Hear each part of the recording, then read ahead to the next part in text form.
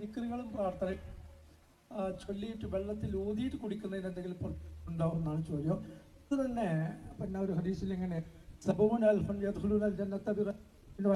പറഞ്ഞു, അതിൽ പിന്നെ എന്ന് പറഞ്ഞു, അതെന്താ വിശദീകരണം? രണ്ട് ചോദ്യമാണ് അദ്ദേഹം ഉന്നയിച്ചത്. ഒന്ന്, ദിക്റുകളൊക്കെ ചൊല്ലി വെള്ളത്തിൽ ഊതി ആ വെള്ളം കുടിക്കുന്നതിന് വല്ല അടിസ്ഥാനവുമുണ്ടോ?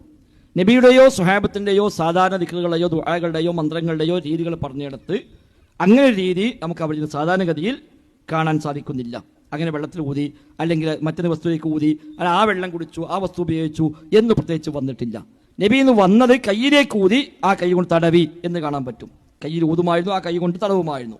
നബി തങ്ങൾ സുഖമില്ലാതെ കടന്ന് ബോധരഹിതനായി കടന്നപ്പോൾ ആയിഷ റളിയല്ലാഹു അൻഹ ഇത് ഓതുകയും നബിയുടെ കയ്യിലേക്ക് ഊതുകയും നബിയുടെ കൈ കൊണ്ട് തന്നെ നബിയുടെ ശരീരത്തിൽ അവർ തടവി കൊടുക്കുകയും ചെയ്തു. അതിന് ആയിഷ ബീവി പറഞ്ഞ കാരണം, നബിയുടെ കൈയാകുമ്പോൾ ബറക്കത്തുള്ള കൈയാണല്ലോ, അപ്പോൾ എൻ്റെ കൈ കൊണ്ട് ഊതണ്ട, തടവണ്ട, നബിയുടെ കൈയാവട്ടെ എന്നതിലേക്ക് ഞാൻ ഓതും, നബിയുടെ കൈയിലേക്ക് ഊതും എന്ന് നബിയുടെ കൈ കൊണ്ട് തടവി കൊടുക്കും എന്ന്. അദ്കാറുകൾക്ക് ബറക്കത്തുണ്ട്, ദുആകൾക്ക് ബറക്കത്തുണ്ട്, അല്ലാഹുവിന്റെ അസ്മാഅകൾക്ക് ബറക്കത്തുണ്ട്, ബിസ്മില്ലക്ക് ബറക്കത്തുണ്ട്, ഖുർആന് ബറക്കത്തുണ്ട്. ഇതൊക്കെ സ്ഥിരപ്പെട്ടു വന്ന കാര്യമാണ്. അതിൽ നബിയുടെ സാധാരണ പതിവ് ഇങ്ങനെ വെള്ളത്തിലേക്ക് മറ്റോ ഊതി ആ വെള്ളം ഉപയോഗിക്കതല്ല. എന്നാൽ ചില സംഭവങ്ങൾ പിൽക്കാലക്കാരുടെ സ്വഹാബത്ത് അല്ലെങ്കിൽ താബിഈങ്ങളൊക്കെ ആയ ആളുകൾ ഈ വിഷയത്തിൽ ചില അഭിപ്രായങ്ങൾ പിന്നീട് വന്നിട്ടുണ്ട്.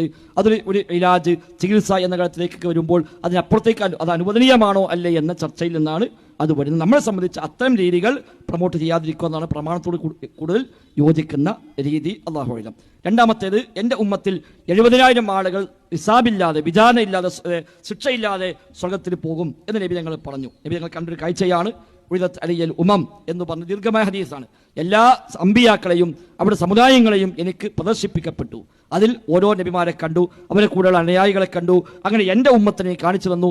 എൻ്റെ ഉമ്മത്തിൽ 70,000 ആളുകൾ ഹിസാബില്ലാതെ, അനാബില്ലാതെ, വിധാനയില്ലാതെ, ശിക്ഷയില്ലാതെ സ്വർഗത്തിൽ പോകുന്നതായി ഞാൻ കണ്ടു എന്ന് നബി തങ്ങൾ പറഞ്ഞു. അത് ആരായിരിക്കുമെന്ന് സ്വഹാബത്ത് ചർച്ച ചെയ്തപ്പോൾ നബി തങ്ങൾ അതിന് പ്രതികരണം, അതിന് പിന്നെ മറുപടി പറഞ്ഞു കൊടുത്തു.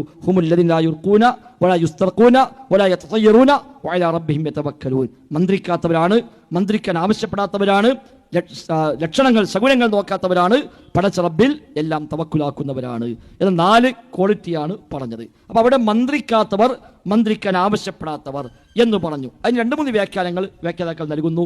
ഒന്ന്, ശിർക്ക് ഉൾക്കൊള്ളുന്ന മന്ത്രമാണ് ഉദ്ദേശിച്ചത്.